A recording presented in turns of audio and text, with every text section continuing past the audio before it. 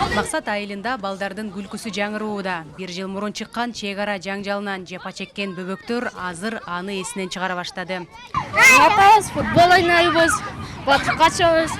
Мурда батыкка түшкөн эмесмин, азыр жакшы экен, зор экен, чыгабыз. Бөбөктөргө, өспүрүмдөргө билим бере турган мектеп былтыр жаңжалда өрттөлгөн. Билим уянын дубалдары гана калып, ичинде парта, отургуч, китеп, компьютер табуу мүмкүн эмес эле. Азыр ал толугу менен оңдолуп, өспүрүмдөргө таалим тарбия берүүдө керектүү жабдуулар, окуу куралдары менен камсыздалган. 225 окуучуга ылайыкталып салынган. Ошол бойдон эле кадимкидей кылып ремонттолуп берилди.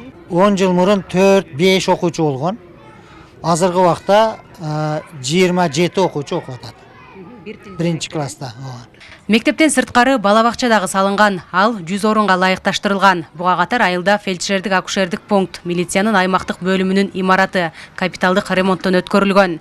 Ал эми жаңжалда өрттөлүп талкаланган үйлөрдүн ордуна бардык шарты бар турак жайлар салынган. Сады Нуркожоев тез аранын ичинде ыкчам штаб түзүп, Баткен областынын губернатору Абдикарим Карбекович ушул жерде тез арада үйлөрдү калыбына келтирүүдө толук үйлөрдү бүтүрүп, бүгүнкү күндө бардыгыбыз толук келип, элибиз жерибиз үчүн бир патриоттулук сезими менен жашап жатабыз толук. 84 үй толук салынып берди.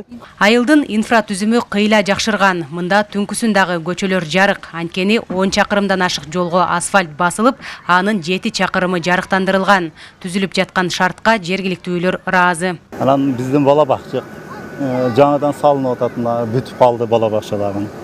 Жакшы, эл Кудайга шүгүр, өкмөткө рахмат, элге рахмат, эл дагы чоң жардам кылды. Максат айылынын жашоочулары чек арага чеп болуп күн кечирип келишет. Бул жер өзгөчө макам алган. Анын алкагында өзгөчө салыктык, инвестициялык режим киргизилген. Товарларды жана кызмат көрсөтүүлөрдү мамлекеттик сатып алуулардын өзгөчө тартиби жана калкка мамлекеттик жана муниципалдык кызматтарды көрсөтүүнүн жеңилдетилген ыкмасы каралган. Максат айылы өзгөчө статустун алкагында дагы жашап жатат. Бул жердеги жашоочулардын пенсионерлери 2000 сомдон кошумча пенсияга акча төлөнүп берилип жатат. Жана жаш балдарга жөлөк пулдар 1000 сомдон кошо жөлөк пул берилген. Мындан тышкары бул жерде азыркы эгерде турак жай үй сала турган болсо, ошол жердеги кызыл китептери дагы акысыз болот. Өзгөчө статустун алкагында бир канча бул жерде жеңилдиктер берилген. Белгилей кетсек, бул жерге 1 миллион доллардан жогору инвестиция тартылса, мамлекет кепилдик берет. Жазгүл Сейдахматова, Бакыт Кыязов, ЛТР, Баткен облусу.